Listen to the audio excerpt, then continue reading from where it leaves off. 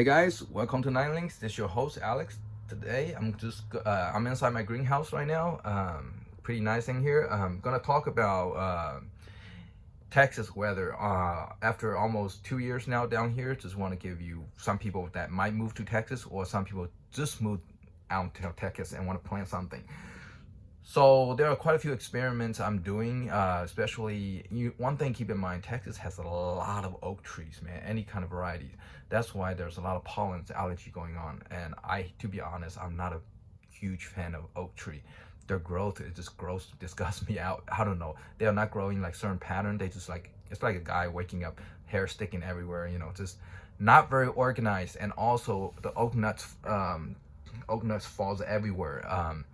It's annoying and they grow slow too. The good thing is that Texas weather, hot or cold, they can tolerate. It's more of a, I can say, not officially, but I will say oak trees are Texas tree. Anyway, so the reason I'm doing experiments with different kind of cultivar of sweet olive down here is that try to see if a sweet olive grows in this environment well. If it does, then in the future purchase of any homes or any family relative recommend any, plants, I recommend in sweet olive. You give good fragrance and sweet olive takes care of itself. You don't need a prune. They grow in a certain, pattern. And their leaves are really good looking and the flowers, it's not that showy, but it's there. And the fragrance, I'm telling you, man, fragrance is just calm your nerves down, it's just very pleasant. And of course I did probably look over there, that one right there, that's a night blooming jasmine. For some of those you follow my videos, you'll notice that I planted there and try to see if it will survive Texas winter. January we did have a cold snap, drop down to 12 degrees Fahrenheit. It was really cold. It kills off all the top thing. I hope the bottom roots and stuff survives.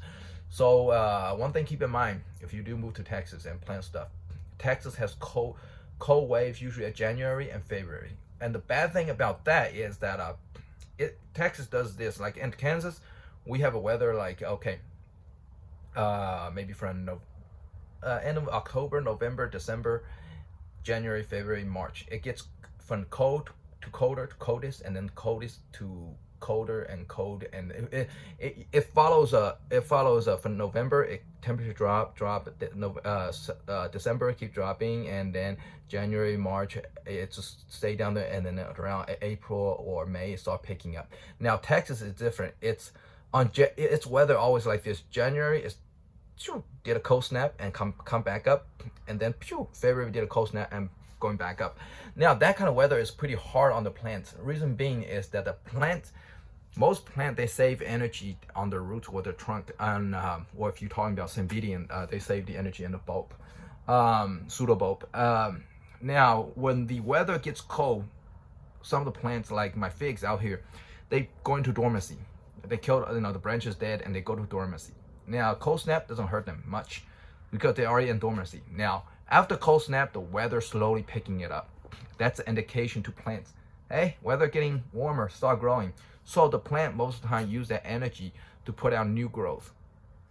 And those are their backup energy to put out new growth. And guess what? By the time they start putting out stuff, February comes, does another cold snap, kill those new growth. And some plants will take a big shock and go into dormancy for an entire year to collect more energy for the next year. So just keep in mind, if your plant that you decide to plant outside, if they cannot handle this kind of a situation, do not plant them at all. It will most likely kill them. Now for this night blooming jasmine out there, I don't have a really good feeling it might make it. However, I did research before I doing this experiment. A lot of people say that some people already tried this. It'll kill them to the ground, and then the springtime, actual springtime around like April, it'll grow back out. And I hope that's true because I spent a lot of time on that plant. And the bad thing is I did not make a cutting for that plant to have an offspring. If that one failed, the other one will continue to grow with me. That was my fault. But anyway, so that's just a small talk today about the Texas weather. Overall, summertime can get really hot, really hot, scorching dry hot. And also a lot of areas are clay soil, mostly clay soil. it's really hard if it dries up.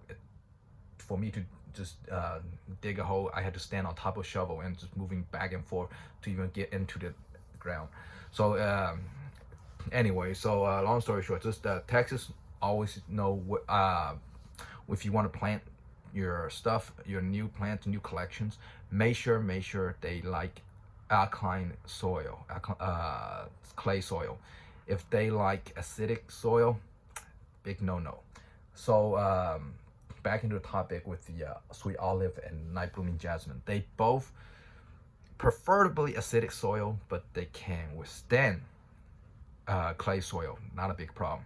So that's why I plant them both. And oak tree, oh man, they tolerate everything. They're okay. So, but anyway, I'm not a big fan of oak tree. There are two in the front. I removed one and planted sweet olive. It's been first year. We'll see how it does down the line. All right, thank you for watching, guys, again. And I do want to say, since you watched towards the end, I appreciate you watching the video, and we are hitting 800 some subscribers, which it's pretty nice.